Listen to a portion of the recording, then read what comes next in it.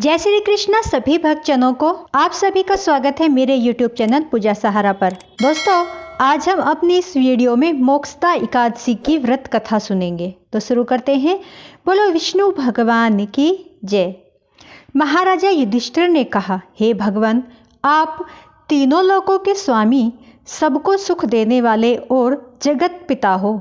मैं आपको नमस्कार करता हूँ। हे देव, आप सबके हितेश हैं, अतः मेरे संशय को दूर करके मुझे बताइए कि मार्गशीर्ष एकादशी का क्या नाम है। उस दिन कौन से देवता का पूजन किया जाता है और उसकी क्या विधि है, कृपया मुझे बताइए।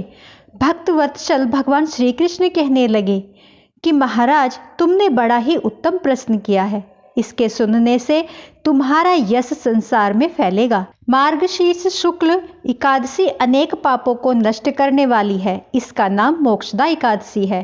इस दिन दामोदर भगवान की धूप, दीप, नैवेद्य आदि से भक्ति पूर्वक पूजा करनी चाहिए। अब इस विषय में मैं एक पुराणों की कथा कहता हूँ। गोकुल नाम के नगर में वेखानस नामक राजा राज्य करता था। उसके राज्य में चारों वेदों के ज्ञाता ब्राह्मण रहते थे। वह राजा अपनी प्रजा का पुत्रवत पालन करता था। एक बार रात्रि में राजा ने एक स्वप्न देखा कि उसके पिता नरक में हैं। उसे बड़ा आश्चर्य हुआ। प्रातः वह विद्वान ब्राह्मणों के पास गया और अपना स्वप्न सुनाया और कहने लगा, मैंने अपने पिता को नरक में कष्ट उठाते देखा है। उन्होंने मुझसे कहा कि हे पुत्र, मैं नरक में पड़ा हूँ, यहाँ से तुम मुझे मुक्त कराओ। जब से मैंने यह वचन सुने हैं तब से मैं बहुत बेचैन हूँ। चित्त में बड़ी अशांति हो रही है। मुझे इस राज्य, धन, पुत्र, स्त्री, हाथी, घोड़े आदि में कुछ भी सुख प्राप्त नहीं हो रहा है। क्या करूं? राजा ने कहा, हे ब्राह्मण देवताओं, इस दुख के कारण मेरा शरीर जल रहा है।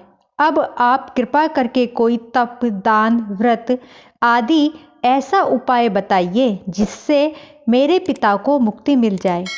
उस पुत्र का जीवन व्यर्थ है जो अपने माता पिता का उद्धार न कर सके। एक उत्तम पुत्र जो अपने माता पिता अर्थात पूर्वजों का उद्धार करता है, वह 1000 मूर्ख पुत्रों से अच्छा है। जैसे एक चंद्रमा सारे जगत में प्रकाश कर देता है परंतु हजारों तारे नहीं कर सकते। ब्राह्मणों ने कहा, हे राजन, यहाँ पास में ही भूत, भविष्य, वर्तमान के ज्ञाता पर्वत ऋषि का आश्रम है। आपकी समस्या का हल वे जरूर करेंगे। ऐसा सुनकर राजा मुनि के आश्रम पर गया। उस आश्रम में अनेक शांत चित्त योगी और मुनि तपस्या कर रहे थे। उसी जगह पर्वत मुनि बैठे थे। राजा ने मुनि को साष्टांग दंडवत किया। मुनि ने राजा से सांगोपांग कुशल पूछी। राजा ने कहा कि महाराज, आपकी कृपा से मेरे राज्य में सब कुशल है, लेकिन अकस्मात मेरे चित्त में अत्यंत अशांति होने लगी है। ऐसा सुनकर पर्वत मुनि ने आंखें बंद करी।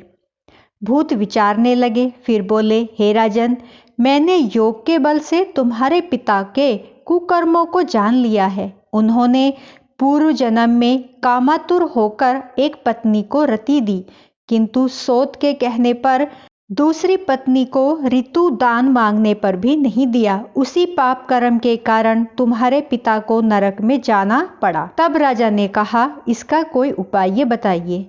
मुनि बोले, हे राजन, आप मार्गशीर्ष एकादशी का उपवास करें और उस उपवास के पुण्य को अपने पिता को संकल्प कर दें। इसके प्रभाव से आपके पिता की अवश्य नरक से मुक्ति होगी।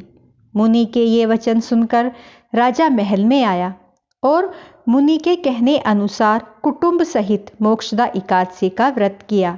इसके उपवास का पुण्य उसने अपने पिता को अर्पण कर दिया।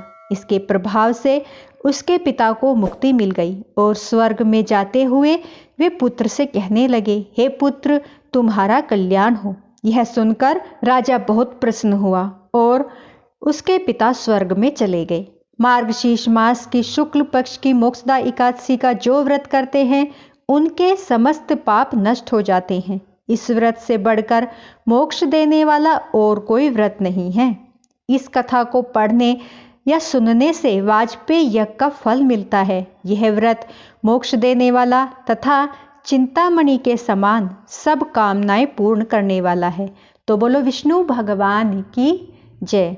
दोस्तों, ये कथा यहीं पर समाप्त होती है। मेरी वीडियो आपको अच्छी लगी हो और कथा पसंद आई हो तो प्लीज़ लाइक, सब्सक्राइब, शेयर जरूर करें। बोलो जय श्री कृष्णा।